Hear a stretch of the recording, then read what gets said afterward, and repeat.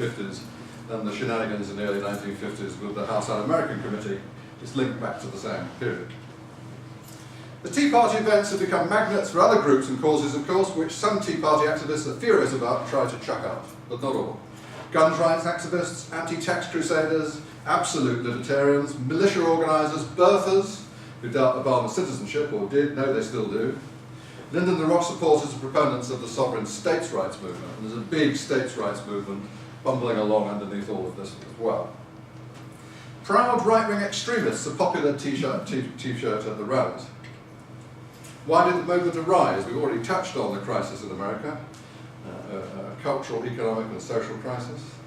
Scott Rasmussen says, it's about the bailout of banks by Bush and Obama, above all. They think federal spending, deficits and taxes are too high, and they think no one in Washington is listening to them. Well, there really is no one in the Republican Party in Washington is listening to them. And that latter point is really, really important, he says. Look at some of their other views outside the economic model.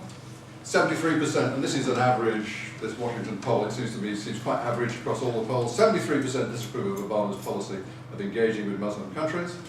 88% approve of immigration law recently enacted in Arizona. 82% do not believe that gay and lesbian couples should have the legal right to marry.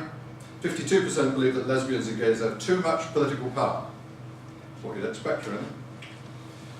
Bloomberg News poll found that Tea Parties are not against the increased government action in all cases, only for the undeserving. So they're actually not for cutbacks on everything, they actually want to cut back for people who don't deserve to get any money.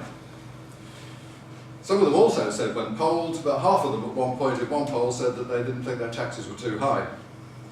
There's a real problem, actually. I'm sure they didn't understand the question. More than half of the Tea Party supporters said that global warming should have no serious effect at any time in the future. More than half. 15% of Americans share that view. The mass appeal of the Tea Party comes from this far-reaching social, political, cultural and economic crisis caused, I would argue, by globalisation. That we have a relative decline in the economic, political and military power of the US, which remains the world's most powerful power, still has the most powerful military, still has the world's largest economy just about. Nevertheless, everything's relative. It's not about where you really are, it's how you felt you were in the past and where you are now. That's the really big thing amongst Tea Party members. They really do feel a tremendous decline in their prestige and their country's prestige. This is portended, says Michael Olney and Howard Winnett in Racial Formation, portended the collapse of the American dream, the apolitical, perpetually prosperous, military invincible, deeply self-absorbed and self-righteous mainstream American culture was shaken to its foundations by developments over this period. Commonly held concepts of nation, community and family were transformed and no new principles of cohesion, no new cultural centre emerged to replace them. Of course, part of the destabilization is what happened with in the 1960s with blacks and gays getting their rights. That's part of this destabilization to this group. The impact of globalization on middle America, which is what we're talking about, this is from Business Week, in what seems to be 19,195. I think that's 1995. The Darwinian demands of global competition have led to waves of corporate downsizing. Real median incomes haven't moved much for 2 decades, while the earnings gap between the richest and the poorest Americans has widened. This has heightened workers' economic insecurity and sown doubts about the future. So the Tea Party is touching on something real. I'll make that point. There's something real going on here. Populist movements often do, at least at some point, touch on something real. This is a group in the middle of America, which in some ways, relatively speaking, has done badly. It doesn't bother to look at what's happened to the black community, which has done much worse. That doesn't matter. That doesn't come into the account. The count is, how do I feel relative to how I felt 20 years ago? And that's what this party is about, or this movement is about. So what about its political economy? This is a more sophisticated rendering than the Tea Party itself needs to put forward. All they need to do is to put a sign up with low tax on it and small government. That's all they need.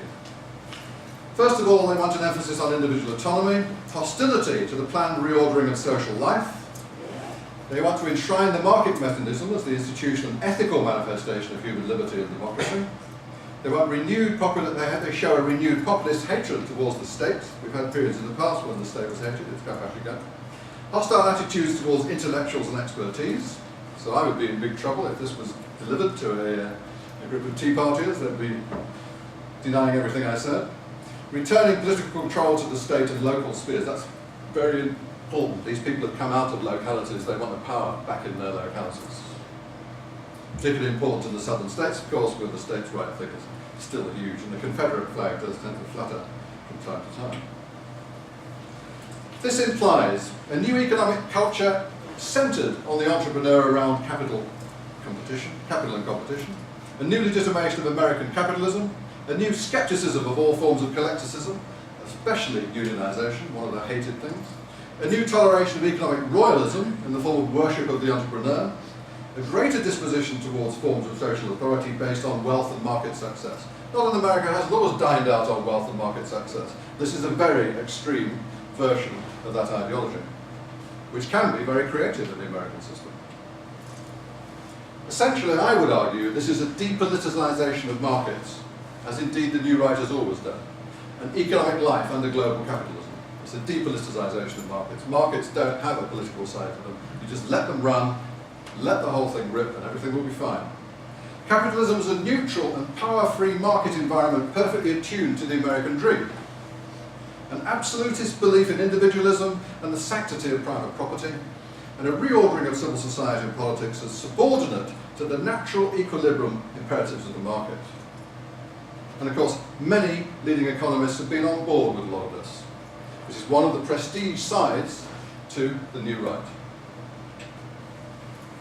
The views of the Tea Party, its membership and demographics very quickly.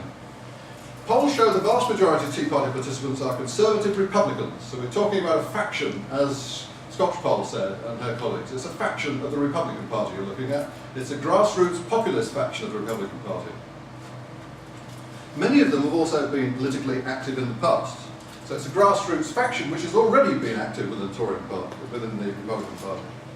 October 2010 Washington Post Gallup poll, local Tea Party organisers found 87% saying they were dissatisfied with the mainstream Republican Party leaders, and this was an important factor in the support the group has received. So really, we're looking at an internecine thing to some degree here, between the populist roots of the Republican Party and the GOP old leadership, and some of the new leadership which has been around in the party for 20 years trying to effect this change, and unable to get a populist movement to support them until now. Its weakest support is in the urban areas of the east and west coasts, and its strongest in the Sunbelt and the south. There's a Gallup poll showing that what I'm talking about, self-identification, Conservative Republicans 62%, that's against 29 in the nation, moderate Liberal Republicans 17 is against 15. Coming down the other end here, of course, Liberal Democrat 3 against 18, moderate Democrats 7, 19. The interesting thing always is what are the Liberal Democrats and moderate Democrats doing in a movement like this? Well, maybe that tells you something about the fact that the middle America is being hurt in various ways, and even some liberals are actually drawn into this because they can see enough to actually give them a handle. Who knows? Either that or they just don't know what they're doing. Typical demographic of TP participants, older, white and middle class, as you would guess and know. This is an average of polls. 55% are male, 80% are white, 70 to 75% are over 45 years of age, and 44% are born-again Christians. But Americans in general, I think it's about 35% of Americans identify as born-again Christians anyway, so that one's less skewed than the others. Somewhat higher incomes than typical Americans on average. Doesn't mean much that, this is a median point, but slightly higher than the average American income. Which you'd expect, for goodness sake, they're older white males. It'd be highly unlikely if they weren't slightly above the median. The 7-state study conducted by the University of Washington found that the strongest predictors of supporting the Tea Party are the views of Obama, which I think are crucial, ideology, partisanship, and anger at the way the government is operating, by which they mean all governments. After the economy, the issue of illegal immigration comes second in most TP polls. So it's a very hot issue in America at the moment, so it was almost bound to be picked up, the idea of the border, and the Mexicans coming over it, and the cheap labour and all the rest of it, diluting the Sunbelt.